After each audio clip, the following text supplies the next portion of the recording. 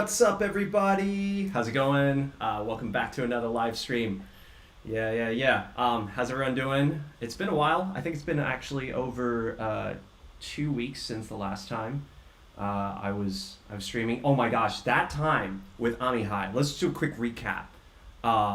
There was, and I'll show you. Okay, last time where we left off, right? Little album here with the quartet. We're in Europe. Touring, made in Berlin. That Waltzing Matilda that you just heard, made in Berlin, and the name is kind of it's because we didn't have a name when we first decided to join forces, and we were just like, well, we're all here in Berlin. We're made in Berlin. Let's just use that as placeholder, and then the name just sort of stuck. So, yeah, there you have it. But was with Amihai, and we were live streaming, right? And the thing was that the hotel internet was so bad, and that's why that live stream was pushed, I think we were 10 minutes late, which is not unusual for me. I know, I get it, but yeah, that was due to we were only saved. Yeah, that was due to the bad internet, and we were only saved due to Amihai's hotspot. So yeah, thanks Amihai for that. And then quick recap as well. Well, you guys probably saw the two-set Mendelssohn review. That was a fun video that I made. I thought that I was very impressed. I mean, Brett definitely practiced for this. That was a lot of fun to sort of watch, and especially because I felt like a proud brother, right? I felt like there was this, we had gone through this let me help you prepare for this video as well. I dragged him out of bed at 4 a.m. and yeah, it seemed like it was effective. I mean, he also practiced, and it was just really cool. Oh yeah, and also of course did the Curtis video, which just came out yesterday. Definitely go check that out as well. This one is all about life at Curtis, and yeah, I mean, I went there, but things have changed a lot, so definitely go check that out as well. Oh yeah, this was something from a little event that I did over in Hong Kong, little event in front of 20-something thousand people with Jay Chow.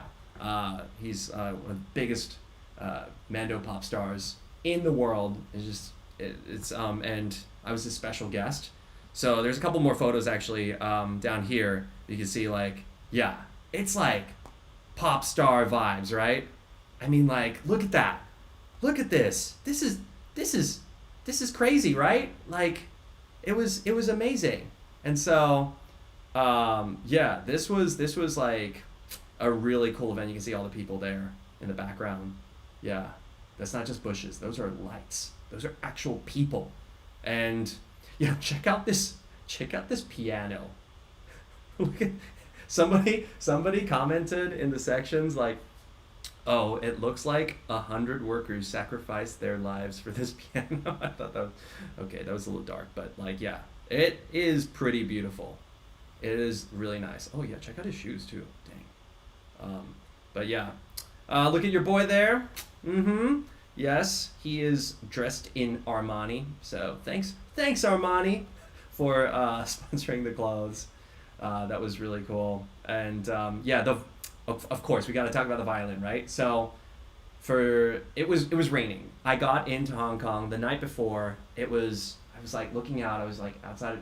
I was oh my gosh, it's raining. How am I going to play? And this is a pop concert, right? So usually, I guess you could say invited or hired or whatever the term is, invited to by classical music presenters, right? People who are even if it's outdoors, the Hollywood Bowl. Actually, I'm not even sure what happens. What happens when the Hollywood Bowl, when there's a storm or something like that approaches? What happens when it's raining? But maybe they just cancel the show. I don't know. But I was okay, well, I know that I cannot play the Strad out in the rain, right?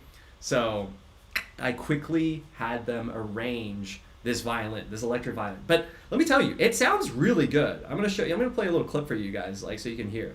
This is what the violin sounds like.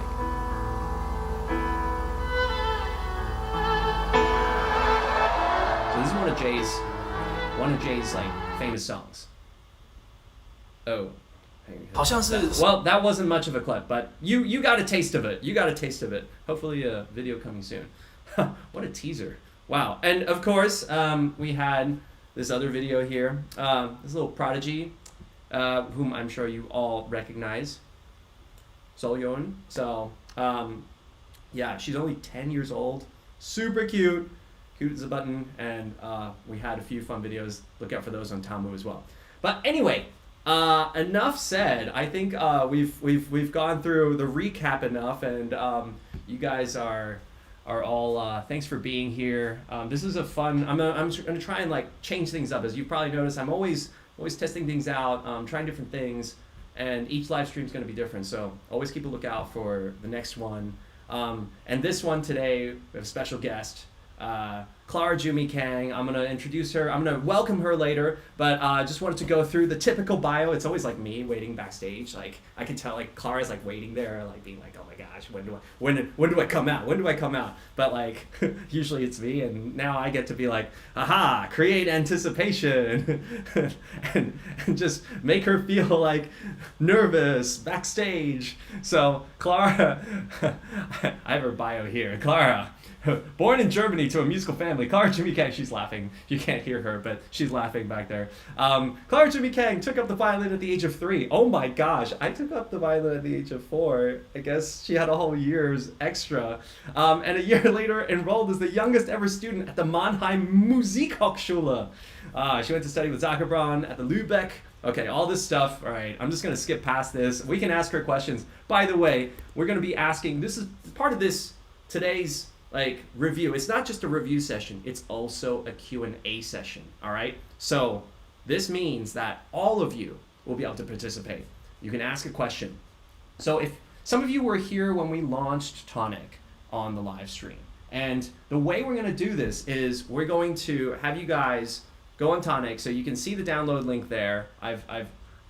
It's in the description. It's also okay, maybe it's also here as well. There we go. tonicmusic.app/Ray. Or you can use the one in the live chat. Anyway, go download Tonic and open a studio, and then in your studio description, so you click the top left there, once you've set up your robot and everything, you'll say new studio. Check out my studio. Oh my gosh, last time you saw my studio was like bare. It was just a plant. Now I have this beautiful room. Yes. New studio. If you want to ask a question for Clara or me, put in Q&A. So just put that in your description and then have your question there. So it might be like, hey Clara, what age did you start violin? Okay, but don't actually ask that question because we already know the answer. But yes, this is how you do it. And then you can go ahead and just press start now on the bottom there. Okay? Pretty simple. If you want to play for Clara, what you want to do is put in, what did I put in the description? Review? Review? Something that indicates that you want to play. So maybe hashtag review or review, whatever it is that tickles your fancy, and then put in how many, like, what level you are. So it helps Clara and I, like, I guess, gauge like what would be most helpful. If you're a beginner, that's okay. We welcome people of all levels. Beginner, you could be beginner/intermediate, and then we can go ahead and put down how many months you've been practicing on the piece, and then you can add your piece in here, right? So it might be like for the 4 seasons. Go in, and then you might even have an additional question in the feedback feature. All right, I think that's that. So Q&A. For those of you who don't want to be featured, but still want to have a question asked, and also review, our usual review process. So we'll be alternating between the two. All right, this all being said, Clara's just been like waiting here for ages. All right, let's give her a warm welcome. Clara Jumi Kang! Whoa, Clara, is your video off? Yeah. Why'd you I don't know. Are you? I don't know. Are you shy? Are you shy? All right, welcome to Clara Jumi Kang.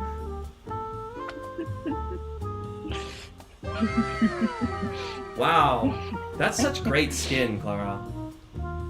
Hi, Ray.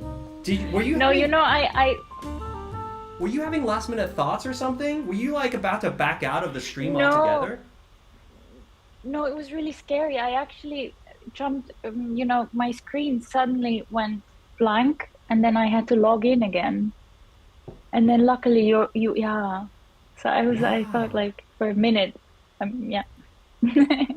Okay. Okay. Well, I'm glad you didn't back out because I was worried there for a second. I was like, oh man, like after all this confetti prep, I mean, and these sound effects that I added in, it's like you're gonna do this to me, Clara? You're really gonna do this to me? Okay. So I'm glad you're around and you're here to stay.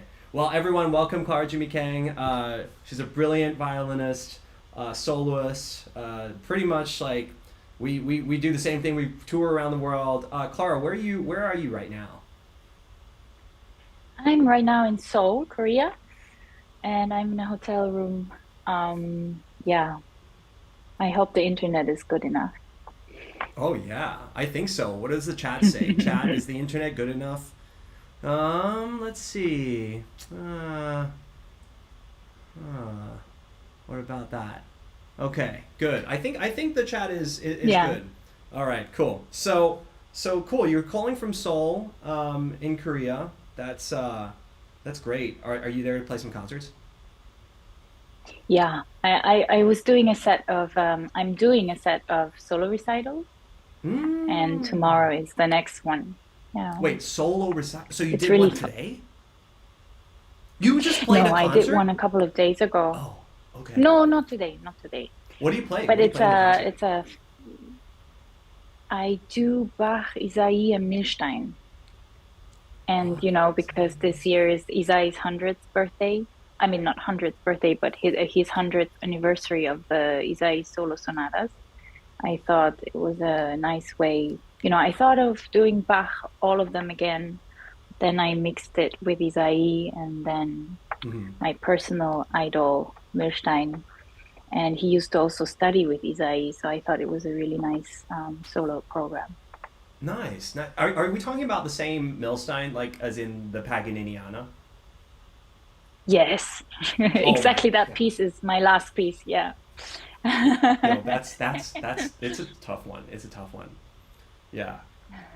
But I know you can play a lot of tough pieces. Actually, I I was about to I was watching I've been, let's say, watching some clips of La Campanella, guys. Like this has been something that I've been yeah, I've been like watching around, for no particular reason, just to watch around, and it's been really enlightening. And I saw that you actually have one of like the top viewed La Campanellas out there on YouTube. You guys got to go check it out, by the way. And yeah, it is astounding. And you played it actually, I think, as an encore. It wasn't even like your main. Let's Mm. actually. I just like I want to just watch this. Okay, so it's not. We're gonna go ahead and just give it a whirl. I cut out a little small section here.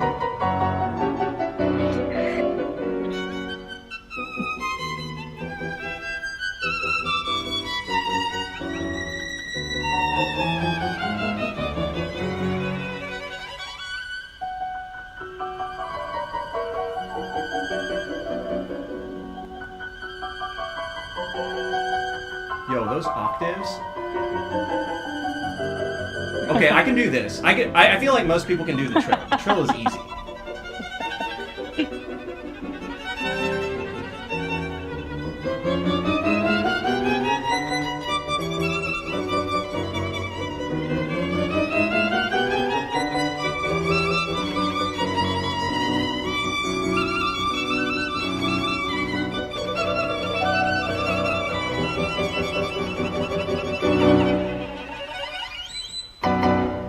Oh damn! All right, that's amazing. That's actually insane. And I realized that I must have like double routed the audio, so everybody just now has had the experience of not just one Clara, but double Clara in close unison, but not quite close enough. where it's like 1. So I can't wait to watch that and see how I messed up.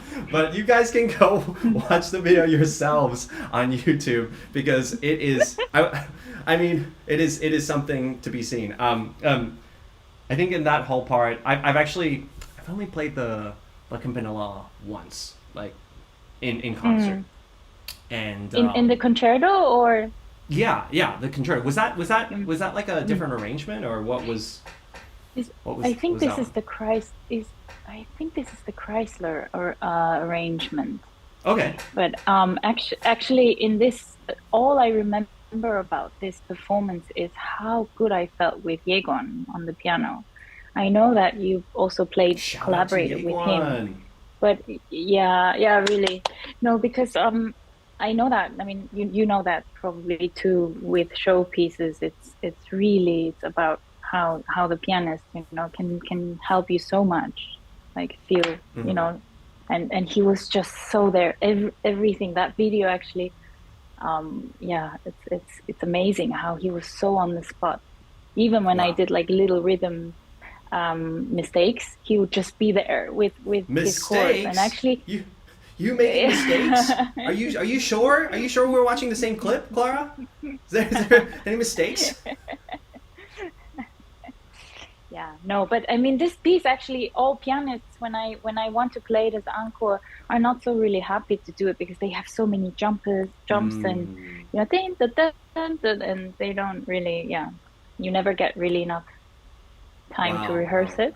So yeah.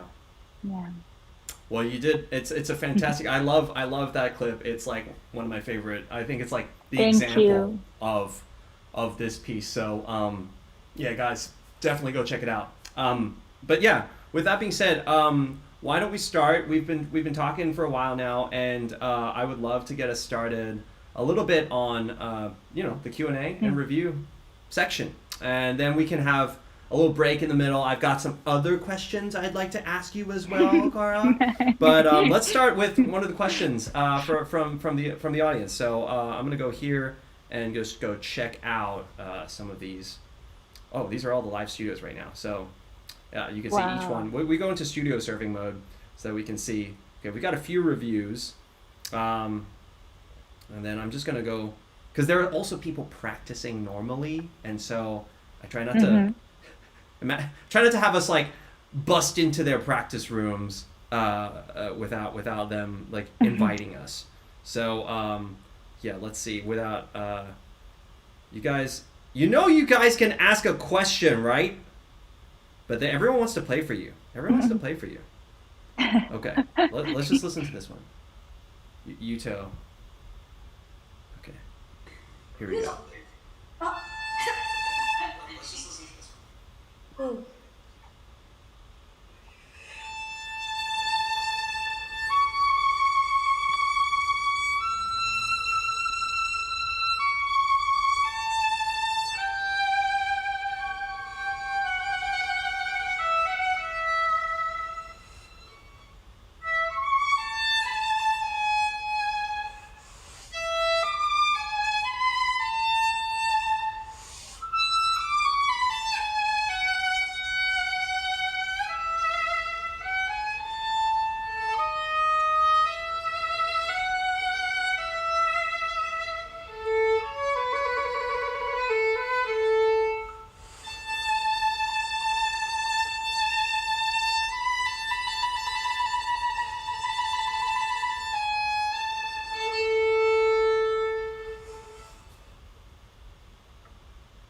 Oh, that's all right. That's it. Oh wait, no, there's more.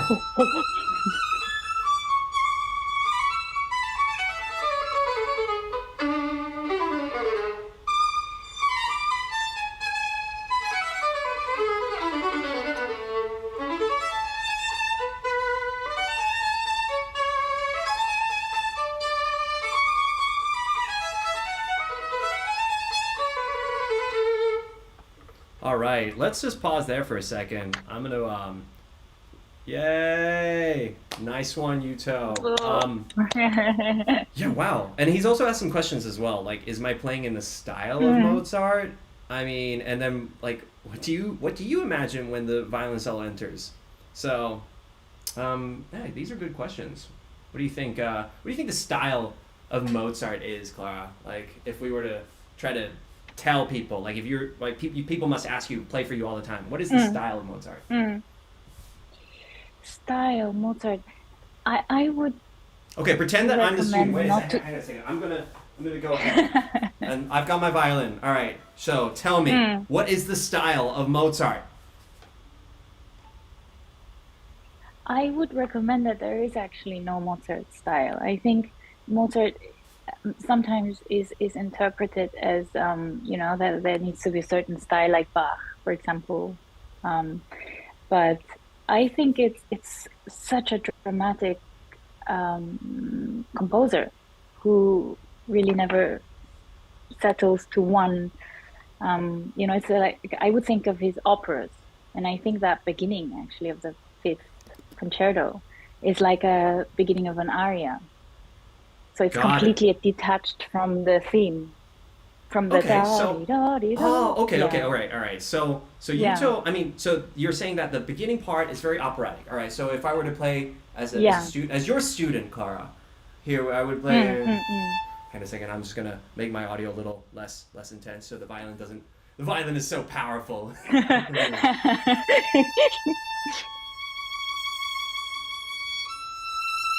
So you're saying that, like, in Mozart, there can be more vibrato, for example. Like, it can be very, very operatic. Yeah. Like the most drama that anyone can create can be done with Mozart, I think. Dramatic. So Mozart can be very dramatic. It can be very, I guess, operatic. I operatic. Guess this, so it can we're, be. We're starting to say that what this style is, right? What else? I mean, he was and very playful, but at the same time, kind of there is a kind of a wittiness to it, which is not always sweet, but also a little bit like mean and pokey. It has, very quirky, I think. And and the moods always change really quickly, I think. So I think. Sorry to interrupt. Someone just asked in the chat, Ray, did you warm up? I got called out. For my crappy tone. I'm like. Please. All right. I think Anastasia wrote that because you were playing so good. Yo. No? You're such a kind teacher. Everyone wants. See, she's saying it's not crappy. Who wants Clara to be like the teacher, right? So I do. Okay. All right, so operatic, dramatic. So you're saying that, like, in the fast part. Yeah. Like, to have different moments of characters. Okay. Yes. Cool. Oh, nice. You're such a good student. Thank you. You're such a good teacher. Wow. And by the way, for those of you who are watching, like, it is, what time is it where you are, Clara? Is it 10:30 p.m.? Yeah. Oh, wow. Okay, so it's 10:30 p.m. You got some kids, I think you said, in the next room to your hotel room. Yeah. I mean, they're not your kids. I think it's not your okay. kids. Yeah. but there are kids. Okay, so we'll keep the noise down. That's why I'm going to be the one demonstrating. It is 9:30 a.m. here, and I am ready to go. So, all right. Nice. And I guess, like, there was a second question. Oh yeah, no, you already answered it. We're good. So, all right. Thanks for sharing, Yuto. Why don't we go to the next one? Yeah, the next one, and see, like, what else. If there's any questions, let's look for a question. All right. Wow, everyone's just playing. Wow, everyone's playing. Everyone's just, like, wants to play. I mean, you guys can ask questions. So, what are you thinking about listening to? I want to ask. I think that. I guess this is kind of a question, but this isn't. Let's join in, and maybe we can hear something. Well, I guess it is a question. I want to ask, how can I do my vibrato better in this piece? So, okay, I don't think that, maybe there's, how do you do vibrato in general, though? I had my own fair share of headache with vibrato because for a long time I found it was too fast. Mm. And then I wanted to have a more broader vibrato because I think my vibrato was mostly from my wrist. And it took me years to develop a wrist vibrato, but I think actually the playing on shoulder rest helped a little bit develop this. Tell me about your like shoulder rest. Are you pro shoulder rest? Are you because like in this clip it looked like you were using a shoulder rest, right? Like in this one. I'm not gonna play it again because people. No, will... I was yeah.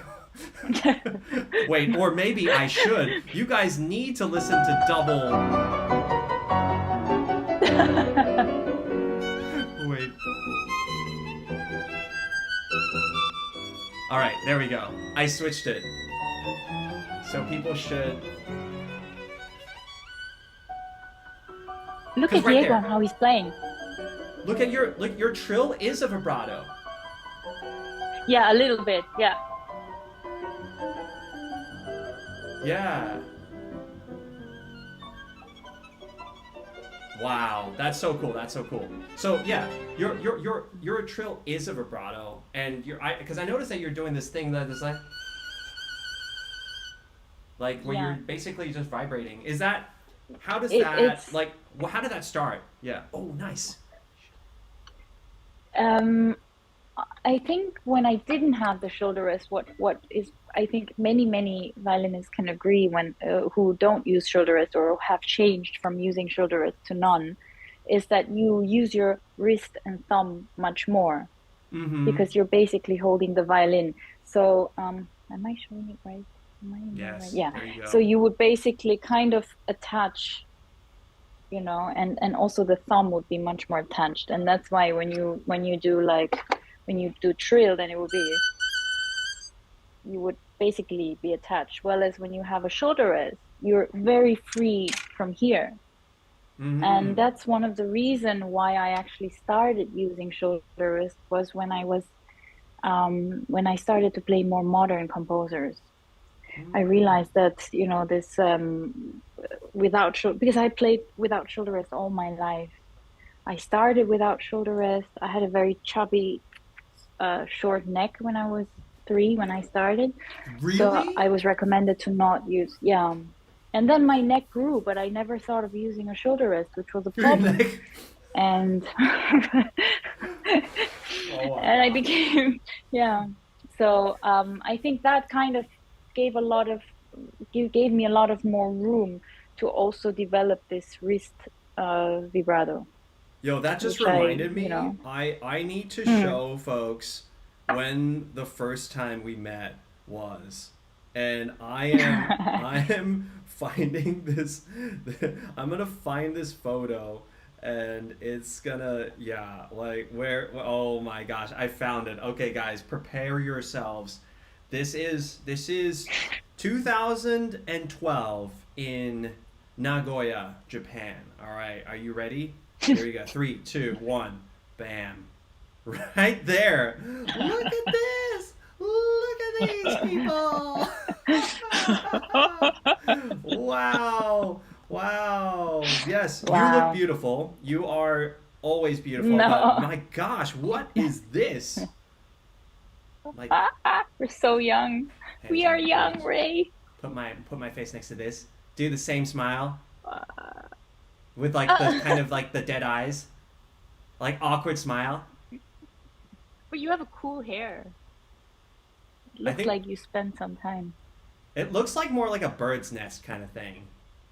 Like my face looks definitely chubbier. It was a chubbier. trendy thing. Yeah. Yeah. No, I think I'd rather zoom in on your face. Stop! Oh, all good. Wow. No, that was had to just share that with the folks, and yeah, Was that that was wow. Ray? That, that was Was that 2012. 2012? Mm-hmm. Wow, That's right. more That's than right. 10 years. Wow. Yeah. Mm-hmm. Um, oh, I was just looking around here. There's Fanny Wang, and just this profile picture. Always, whenever someone has a Brett profile picture, I just want to automatically go in and listen. So, yeah, here we go. Just let's play this.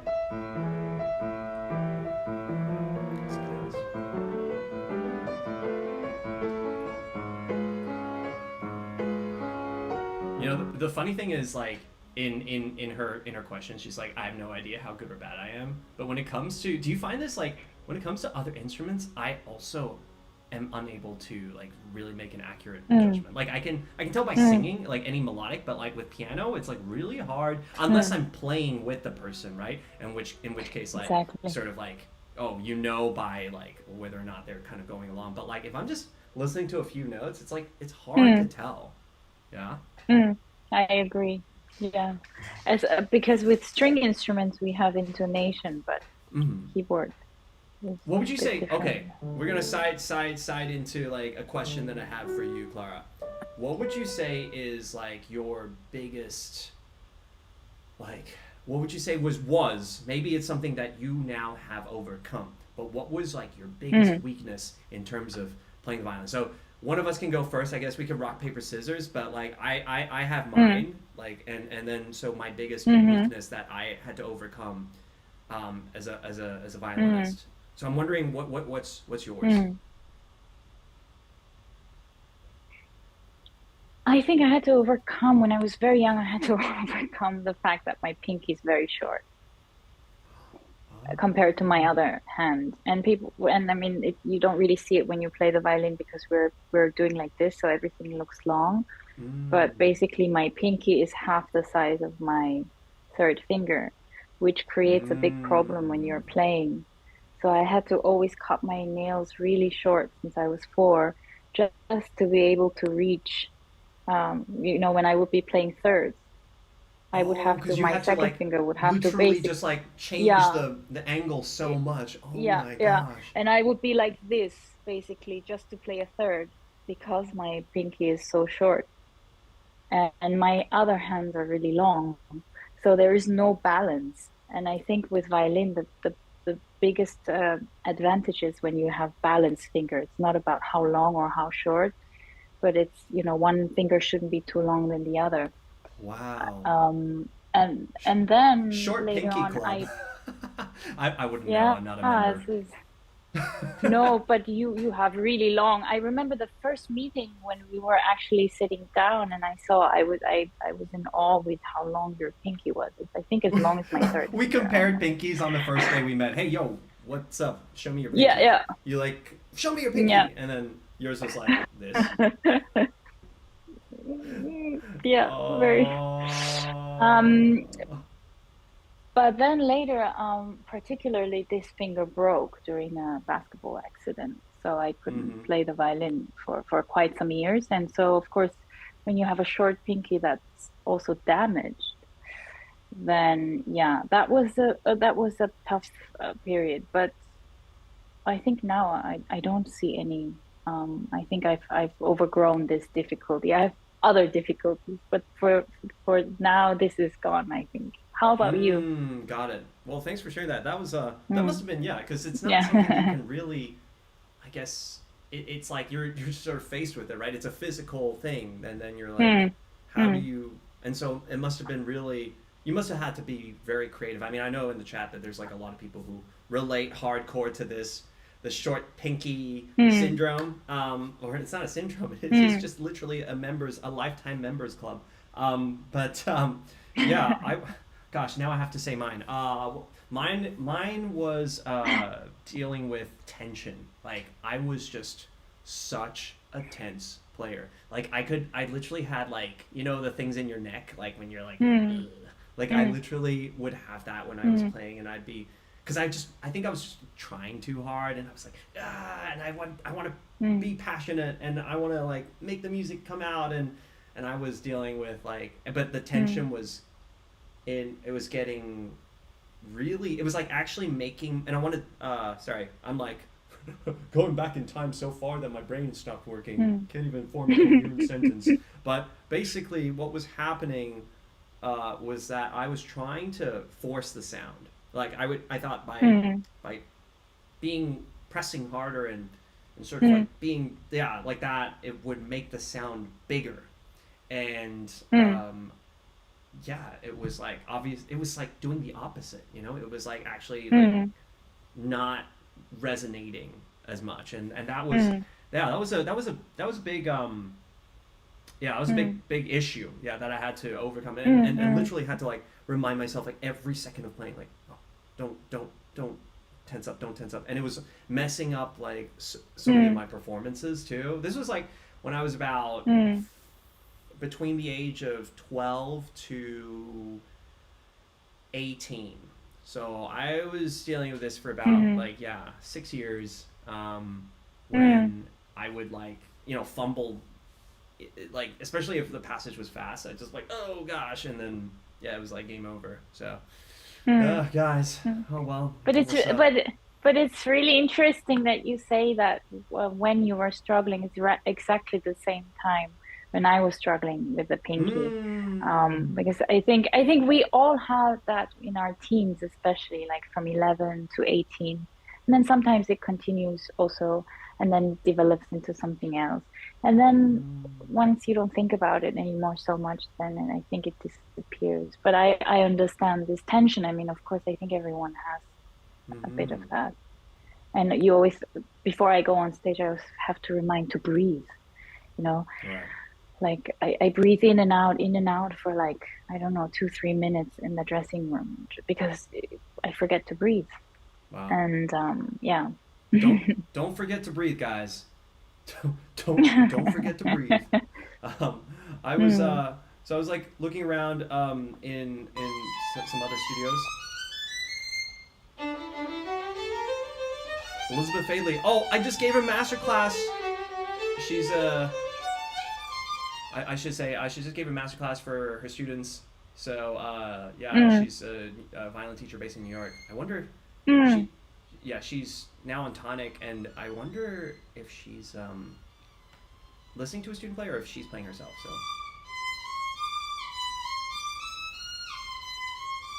well, I don't think she was asking to be reviewed. Now that I realize it, so we're just gonna move on now. Hi, Elizabeth. Just like swing by her practice room, and as you do at school, right? Like, but this is like kind of the thing that like we used to do at school. I don't know if you did, but like I'd always be like just like chilling, and then it was like someone's practice room that I knew. I'd be like, oh, yo, what's up? And then I'd like go in and listen, right? I would just be like, hey. Oh, we have our question here. Jasmine asks, hi, Clara and Ray, how do you both approach recital programming? Oh, that's a good question. That's a really good question. How do you approach that? Recital programming. That's a really recital nice program.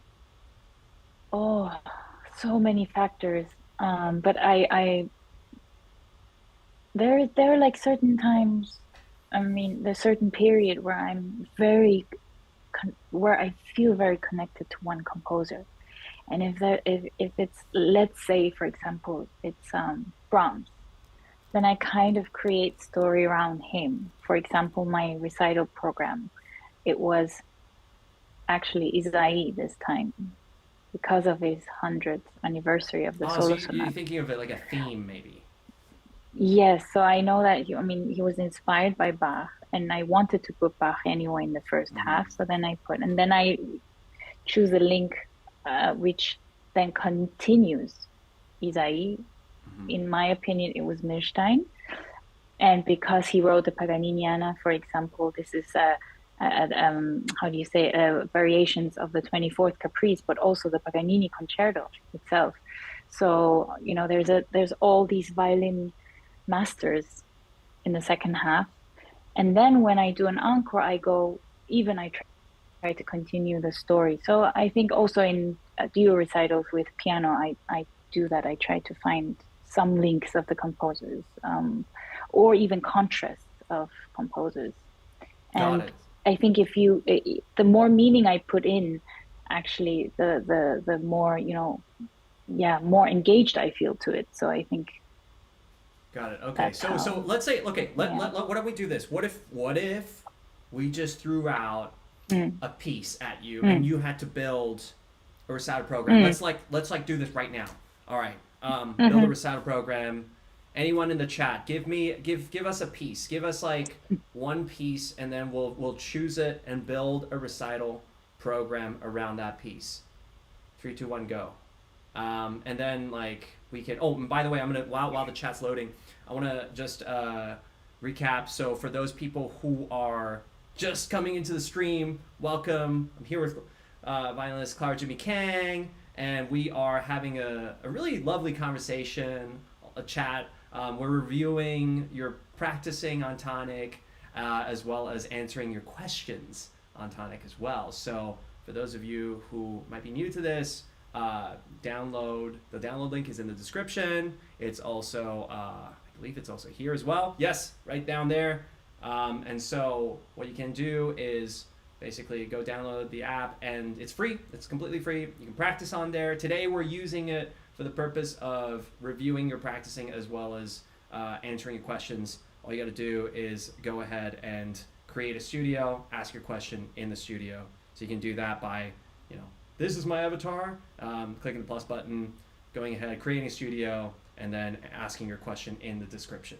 All right, so that's that. Or you can be bold and play, as many have. So yeah, let's. As we're building a recital program. So okay, we are. How many people said? Okay, a lot of people mention. I should clarify that a lot of these a recital program is for let's say an instrument, maybe 2 instruments. So a lot of people in the chat gave suggestions about like Stravinsky's Rite of Spring. That would be a symphonic program.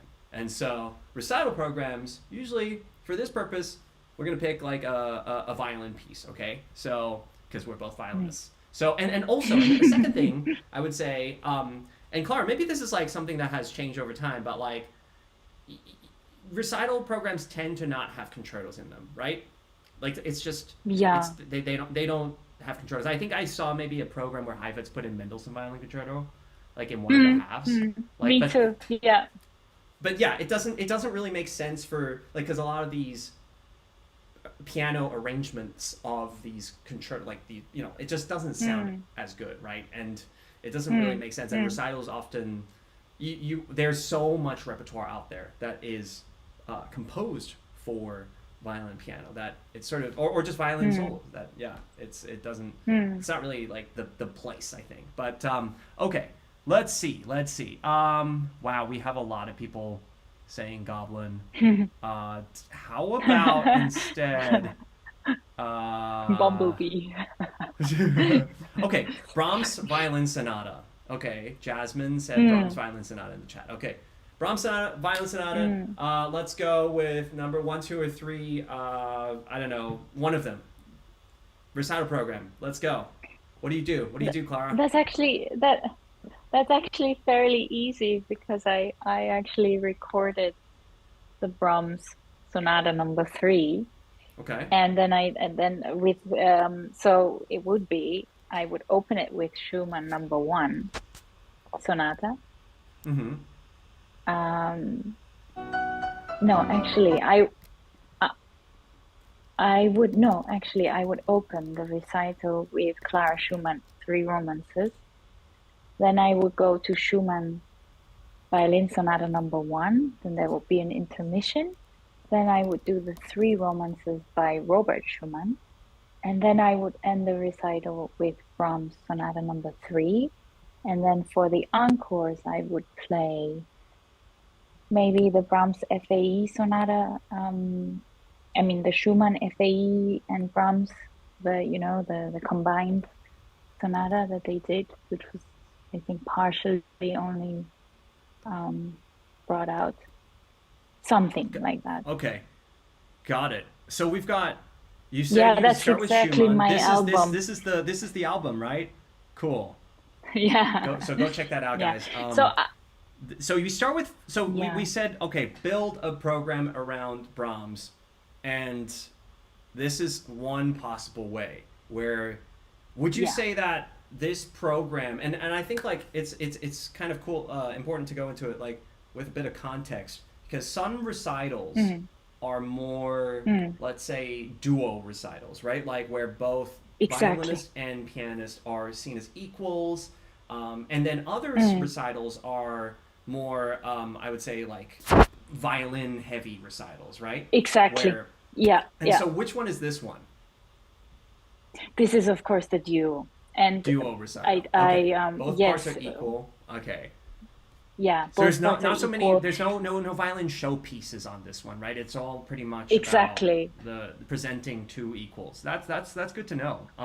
Yes, yes, Wow, three romances yeah. for. Okay, But so this I was can see the theme also. here. Yeah. Hmm.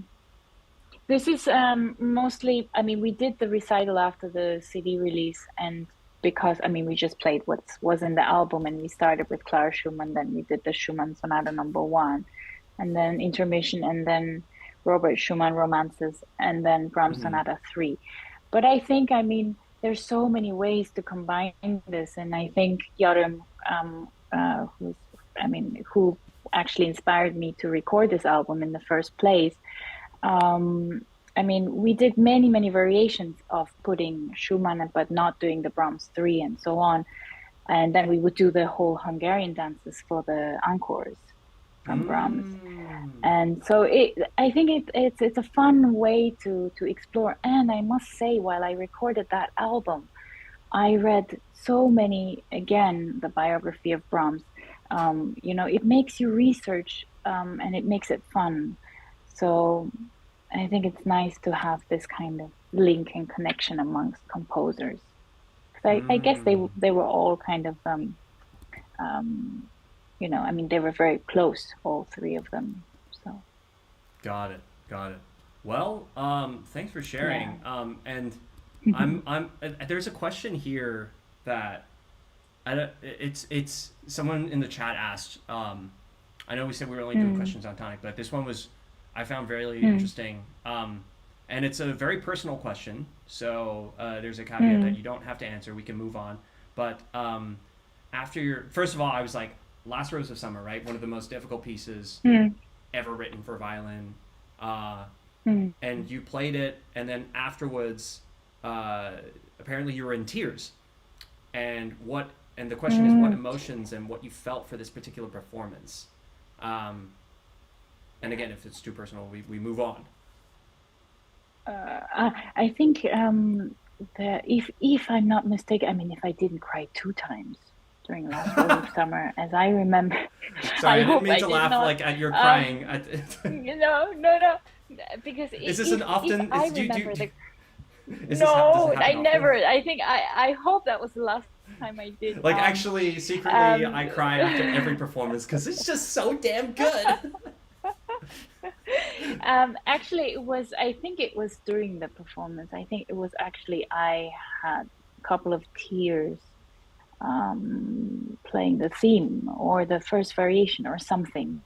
So it was during the performance, and Wow. because and if I'm not mistaken, it was at a competition, and the camera was streaming. I think quite close up, so you could see the tears. I don't think anybody in the audience would have seen it Hmm. hadn't it been filmed.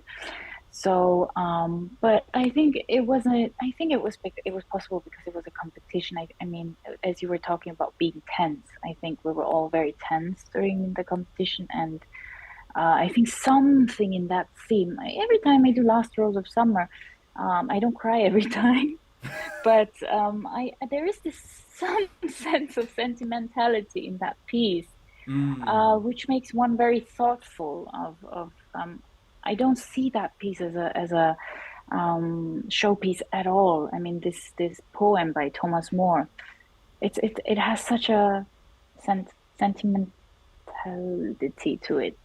So I think it was a Mm. mixture of the competition and the and the tension building up, and then being under stress. And I remember I had actually, I had a little bit of hand, was a little bit hurting. So yeah, I think it Oh, was a kind of had really nothing to do with actually with nothing. It was just got it. something that happened. I hope. Yeah. Yeah, yeah. I mean, not that anyone asked me, but I've cried during performances when the sweat got in my eyes Mm. and it stung and it hurt really Mm. badly. And I was just like, oh, God. So if you ever see me crying Yeah. in performances, yeah, that's why. So, Mm. well, thanks for sharing. That was such a lovely question. I found somebody that we can listen to. Paulina, we're gonna dive into her studio. This is adult beginner. Oh no, it's ended. Just kidding. JK, I waited too long. Oh my gosh, this person's really good. I was on a stream with Amihai, and we jumped into her practice room, and she just sounded so good. And I wonder. Mm. Oh, I have to turn up the.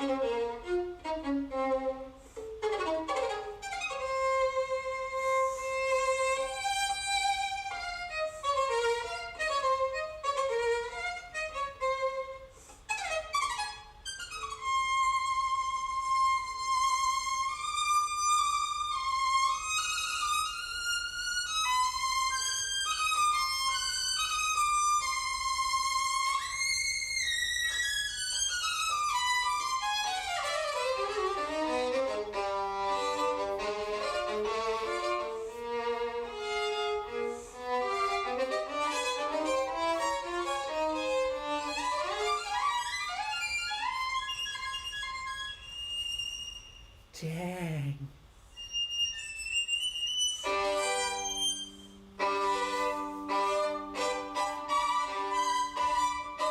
Okay, okay. Oh my gosh. I'm just gonna like mute that a little bit. So, like, as someone indicated in the chat, I have not warmed up this morning, so there's no way I can do anything to, showcase anything. But what about you? Now that I have a guest, what about you, Clara? Have you played this piece before? Wow. Yeah. I actually I love this piece, but I mean that I think we were both on the same spot Yeah, in I was this just one like, glissando. this is flexing. Yeah. This is not Um, practicing. wow. Yeah, I mean, so beautiful. It is Yeah, a very tricky nice. piece, isn't it, Ray? Have you played it?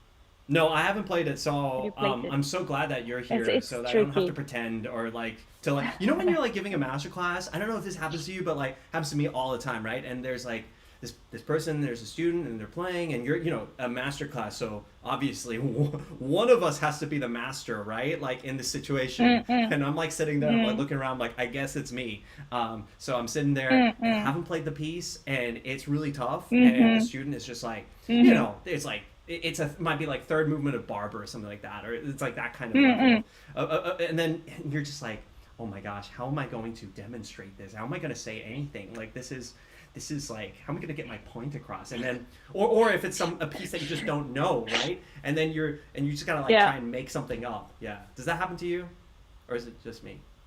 Of course, of course. So Oh, okay. after embarrassing myself a couple of times, I started to asking the masterclass presenter like, please let me know the night before. And there were many times where I would study it and go because I felt Oh, bad not having played it, but then right. I So would, I mean, not that's a study good that's a good physically, but suggestion. I would study about the piece. I would look in the score a bit and just, because then I really can just approach it. Um, not physical, but I can only approach it musically. And Mm. actually, I feel like sometimes the teacher doesn't have to have played that piece because then you can even be more objective about styles. Because if you've played Mm. it so many times, then you have a certain style that you prefer, and then you're kind of without wanting, subconsciously you're kind of pushing you're insisting your way. But if you haven't played, like Barber, third movement, I've never played on stage. I would be able to see it, I think, objectively, maybe as if I'm playing it, as if I played it. Yeah. Mm-hmm. Yeah. So a little bit of practicing before you go into the class. I've definitely done that many times. Yeah. Yeah. Do you ever do the opposite? Do you ever do the I will only listen to people, because I remember being a student and getting told like my repertoire choice was rejected by the teacher, and if I wanted to play for the teacher, I had to play, certain pieces. Have you experienced that on either end? You mean where I'm participating as a student? Yeah, in class? Yeah, exactly. And yeah, then like yeah, I mean, of course. I think that happens, right? Like there's of course, yeah. Especially when when I used to participate in master classes for their audience, and then of course I would be told that already somebody else is playing what I wanted to play, and then I would have to change last minute. But I enjoyed master classes really much when I was a student. I felt like that's the time for inspiration. That's when you can really, and some of the words that violinists and teachers gave me during masterclass sticks to my head until now. Oh yeah, like what are some of these things that insights? I was once in a master class, and I was playing Faust, and I was probably the Faust fantasy. Yeah. And I think I was like 20 at that time. And actually I think I can say the name, because it's just what she said is just, it will be a lesson all my life. It helped me really. I was having masterclass with Michaela Martin, and she listened to everything, and then she said to me, like, music doesn't, because I was playing it so over dramatically, I think. And she said, it doesn't have to be, everything doesn't need to be drama. And then I don't really particularly remember what she said, but she said, like, it can also be light, and it can also be happiness, and it doesn't have to be always be sad. Drama doesn't always have to be sad and sentimental. And I think that stuck to me for a very long time, and it helped me also. That's a beautiful, I mean, I remember being told something very, very similar by Sylvia Rosenberg, that I was playing the Vinyasky theme and variations, and the just like that the main theme, right? It's this simple like and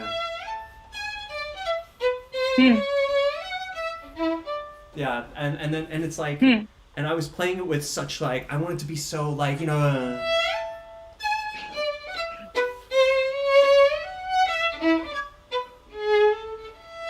like I was like so and she was just like just be I mean, she didn't say bro, but she was like, bro, just be simple, like sometimes simple is like the best, and it doesn't always have to be like all over. And I think that's something similar to what you just said, that sometimes it's like you shouldn't try to be the thing. You should just be. You should just do it. To a degree. Yeah, I think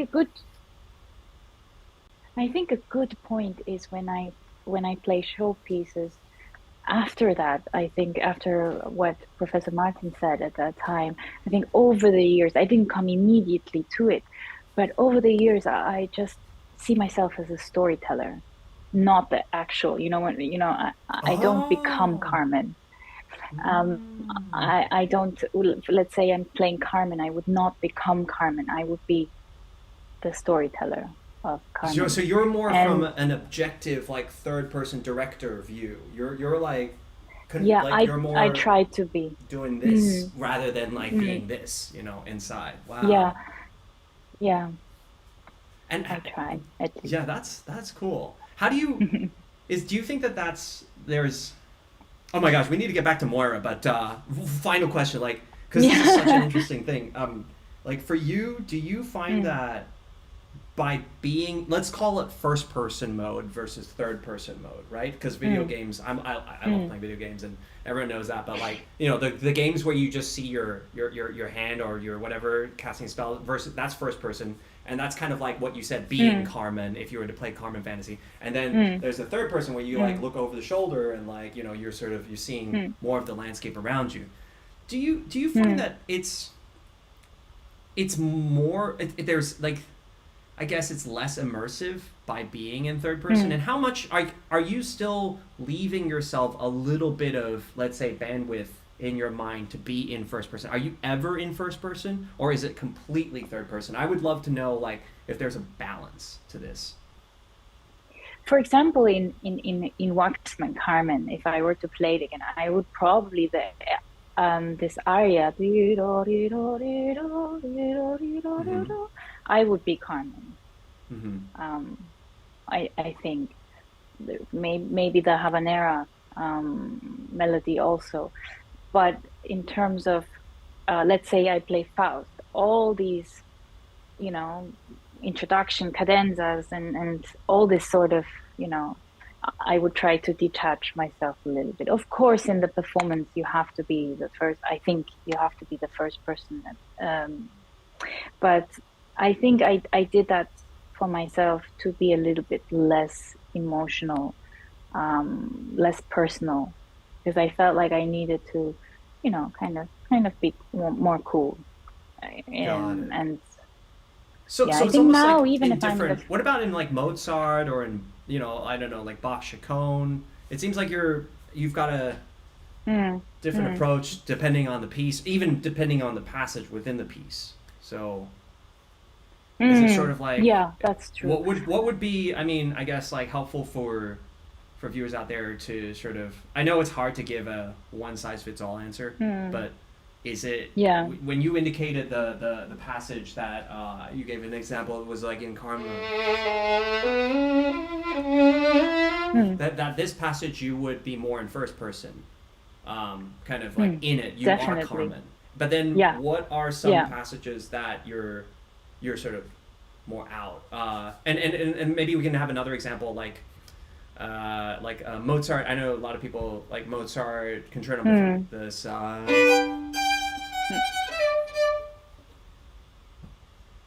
I think because now we're talking about like opera, I mean, like leading roles of opera and showpieces around that. With Mozart, I would actually be very much in the moment. In Bach, I would never detach myself, I think. In Bach, every note there would be a meaning. Because I think with showpiece, I had to do that because it's very easy for showpieces to become then too much, I think. I felt like it was just becoming too much. I would hear myself and I would be like, oh my God, it's over dramatic. So I think that's why I started doing that. But with Bach, I think it's such a personal, everything Bach. I mean, I remember, Ray, talking about Bach, you were the one in Berlin, I think like 6-7 years ago, before I even had the courage to try. You were already doing the 6th Bach, and you gave me the iPad version, how do you say, you know, you scanned every page of the Bärenreiter, and you I didn't do anything illegal, guys. That didn't actually happen. I just I showed you, I shared perhaps some things. Yes, go on. But anyway, I gave a lot of encouragement, and yes, let's skip to the final part. Yeah. Anyway, so you actually inspired me. So thank you for that. You really skipped to the end. You just skipped to like the end. And then I remember you came and you did the whole Bach, and you came and then you told me, that it was so inspiring and spiritual. And Ray, stop laughing, please. I was like the Bach. I just only have Henley music these days. I don't know why, but all of my stuff is just all Henley. So I haven't even heard of what is that other edition that you were talking about. Oh gosh, this starts with a B. I don't even know, but yeah. Anyway. Go Henley. Well, I also only use Henley. Oh yes, you only use Henley. Yeah. Let's find it. All good. Wait, but we forgot about Moira. Poor Moira. She's actually asked a question in here about what elements can she add so that the sound is brighter and give more character to the waltz. Okay.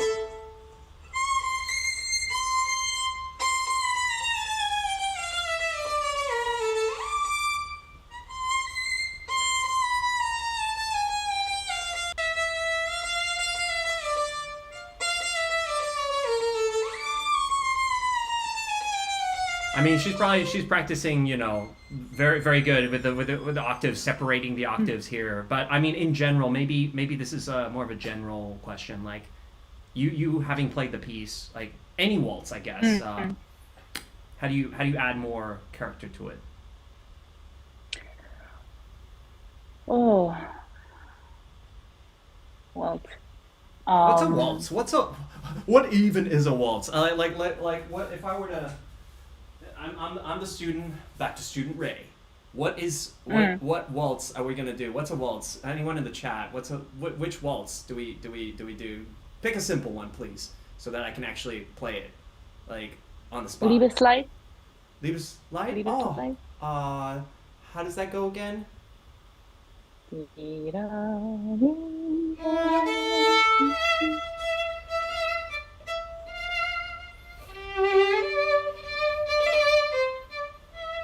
Okay, that's a waltz?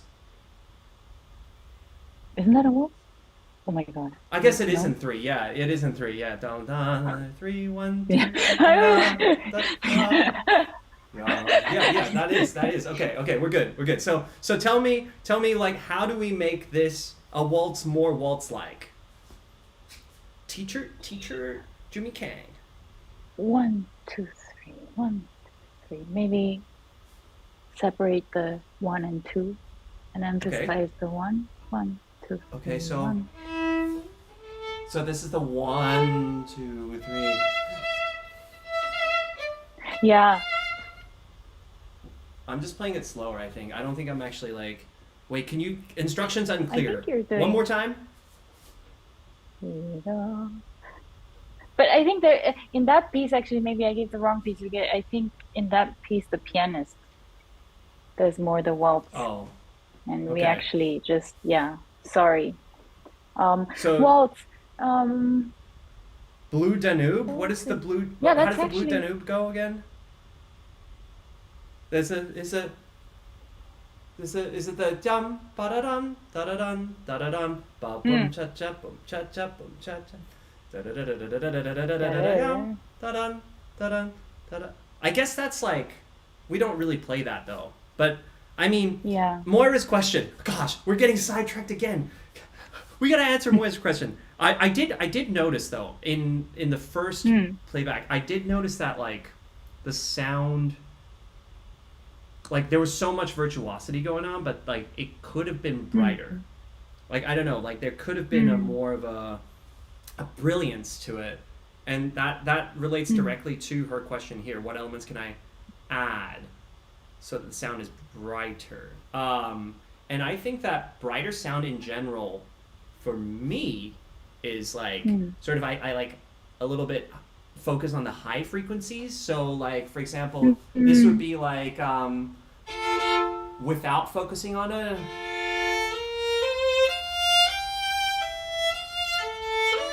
And then this would be like focusing on a.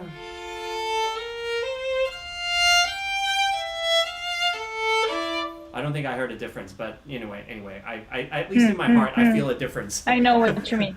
Yeah. No, I agree with you. I think I think the bow could also do a little bit. Could be maybe if you want it brighter, maybe a bit sharper, like in Sharper. terms of emphasizing. Mm, like give a Mm. little bit more tension and release.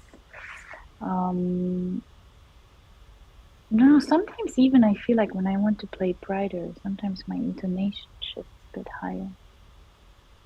Does that happen with you too? Higher. You Like I actually would, make your intonation like sharper. well, I notice that sometimes my sharps get then sharper Oh, if oh I yes, want to totally, play. totally. Like Yeah. I was practicing the Yeah. Tchaikovsky recently, and Mm, mm, the dum bum bum bum bum mm, bum. mm, mm, Like I'm noticing that the leading mm, notes are like kind of mm, the G sharp mm, becomes very very bright. If I played it a mm. little like little less sharp, it would be. But then I kind Yeah, of go like there. Even the A of the exactly. trill Yeah. becomes brighter. Yeah, yeah, yeah. That's a good. That's a good. That's Yeah. solid. That's a solid Mm. advice. Um, gosh, what and so sharper in the bow, as well. More like quicker, I guess. Bow stroke, just in general. Mm, mm, Um, mm,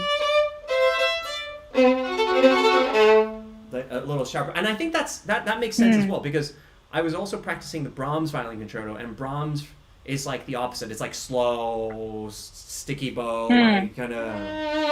mm, But if you use that on Tchaikovsky, suddenly it's like even in the mm, mm, it's like a little bit too much, right? You need to have mm, mm, like a little mm. bit more breath in the sound for Tchaikovsky, and which is a Yeah, but Ray, Ray, you just did it, I think. I think bow speed. bow I speed. think when you want brighter, then maybe, more sharper bow, but then release it a bit sooner, Mm. and we can use more bow speed, faster bow speed. Well, as when you want a bit heavier and more darker sound, you would pull the bow a little bit more, dig in more. Mm. Dig in more. Someone in the chat said Yeah, Emily said yeah. gravy bow. It's the gravy bow. Yes, that's Yes, right. exactly. It's Yeah, like the yeah, and someone said the yeah. Brooks violin concerto. Mm,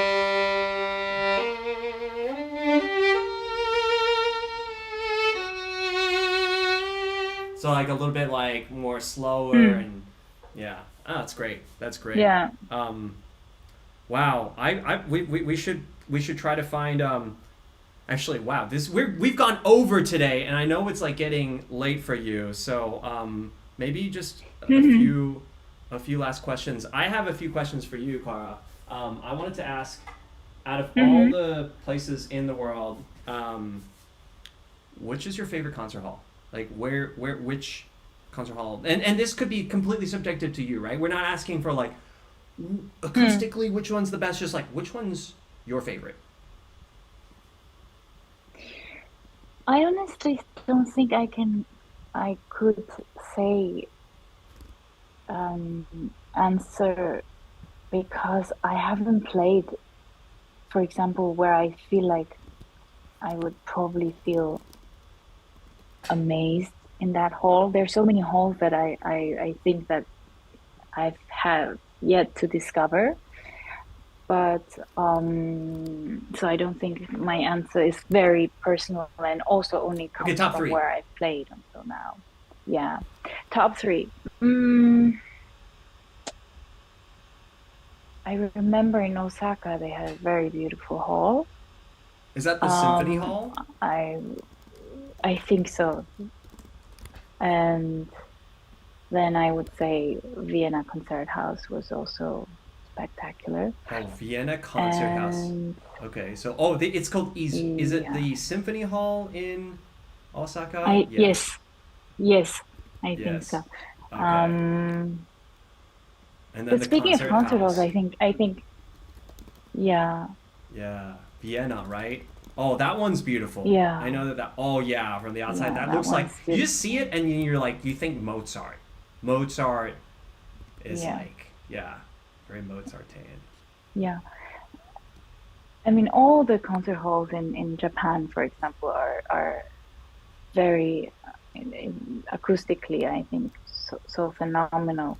But I think like places like Concerthaus Vienna or the Isaac Stern Auditorium, Carnegie Hall, those are halls where just so many souls have been there. So that's what makes the So magic so of the many hall. souls have cried on Yeah, stage. so yeah, so many great souls have left their mark, and I think that adds to the inspiration of when you play.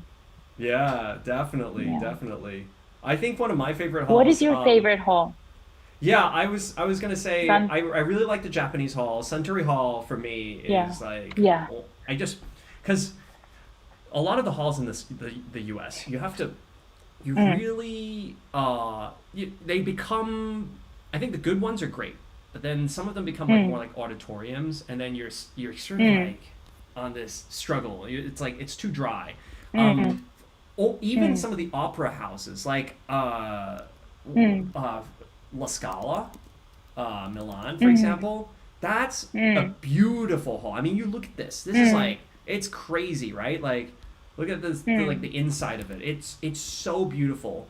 But like when I don't know. It's like it's very dry. It's very difficult to play actually, and mm, you mm, don't feel good on stage, right? Like versus mm, Centauri Hall. It's like obviously not as opulent. It doesn't look like it's a different design, right? It's a different aesthetic, mm, but like you mm, feel great. You feel like the hall. It's almost like you're amplified, and I really like that. mm, Like for me, mm, because I think the struggle is as a musician, as a violinist, it's all about playing mm, for the audience and to the mm, audience, and we're like servicing that, and that is our job. But then mm, like occasionally, I just want to like also enjoy in the sound as well that I'm producing. And mm, so when it comes to those kinds of halls, I think about like the Centauri Hall in mm, Tokyo. There's mm, a few halls as well. Oh, I really like Davies Symphony Hall in San mm. Francisco as San well. Francisco, yeah. That one's really Mm, nice. Yeah, mm. that one's a good acoustic as well. It's an American hall, but yeah, not all American Mm. halls are bad or like are dry or are yeah. Carnegie I found very hard actually. Um, Mm, I've played there a few times and like for violin, I find that like it mm, just looks so huge, like mm. it's yeah, Exactly, yeah. it's not easy. It is not easy as everyone says. I have to say, Mm. yeah, but Have you played, have you played with orchestra or both recitals and orchestra in Carnegie? I've only done orchestra concerts there. I see, because So I only did a recital there. oh, did you do it So I think maybe in I had more, this hall, the big one or the smaller yeah, one? in the big one, in the Stern Oh my Auditorium. gosh. But I think that made it maybe easier. I think if I had Yeah, played with orchestra, but it was just more the spirits in the hall. You could feel how many legends had been there, and that totally. just gives you so much inspiration, no? I Yeah. think that was actually the problem for me. Like in this hall in Carnegie, playing Mm, with orchestra, mm, everyone was feeling the mm, spirits. You have 80 people feeling mm, the spirits. Everyone just mm, instantly plays so much louder. There's so much energy, which is mm, great, but then it's like it became like such more of a struggle for it's like mm, finally we're here at Carnegie, we're gonna show, and then even in the mm. concerto and like it's like kind of like okay guys like please like what Yeah. about like last week when we were playing together in this hall like another hall, and then it feels like that for me has been the biggest Yeah. obstacle, the biggest issue actually is because everyone's too excited about it. Somebody just mentioned, Andrew just mentioned Concertgebouw. I think Concertgebouw, yeah, is Ooh, probably also oh my definitely gosh. one of my favorite. Yes, Yeah. this hall is famous, right? Because it has the stairs. So the stairs. But I love the acoustics. Right. Yeah. I don't have a video of this, but coming down in the stairs, that's like definitely the most epic thing. So basically, what happens is like, let's see, stairs. There's this is it. That one there. You go down on like that's the soloist entrance, right? And then so many people have tripped on going down that. It's like the most dangerous solo entrance ever. Like you're just like, so you've played here before? Yes, and I love the acoustics of the hall. I was very nervous about the stairs, but the acoustic was just, yeah, I think it carries, especially the violin. I felt very comfortable there. Wait, we gotta show people the stairs. Hang on a second. Let me just do this. Okay, there you go. That's the stairs, right there. Yeah, it's very nerve-wracking when you're going down. Yeah, it's it's pretty. I remember like I rehearsed it a few times. I literally practiced going up and down the stairs. Yeah, so that I would like, I practice because you're with your Strat as well, right? For violinists, it's like Exactly. it's not just you could be the person, like you don't want to like embarrass yourself and be the person who tripped. You don't want to be like the person and then crushed like a valuable instrument. So that's that one. Wow. But no, that was that was basically that one's tough. Maybe we'll do a video one day of us dominating the stairs. We just like, I was always wondering if anyone would be ballsy enough to like slide down the railing in their entrance, because there is a rail, right? You could see it like right here. Exactly, you could see that rail. Like imagine like oh yeah, that would be epic. That would be just for the ages. Okay, well, anyway, it is long past your bedtime, and we should get you to bed, get you to sleep as soon as possible. Thank you to everyone who was watching today and joining us for the stream. Wasn't this fun? We should do more like these. Thank you for making it so much fun. Thank you. Yeah. Thank you, Ray. That was yeah. So I'm gonna keep doing that. That's a button that I have. I'm gonna use it.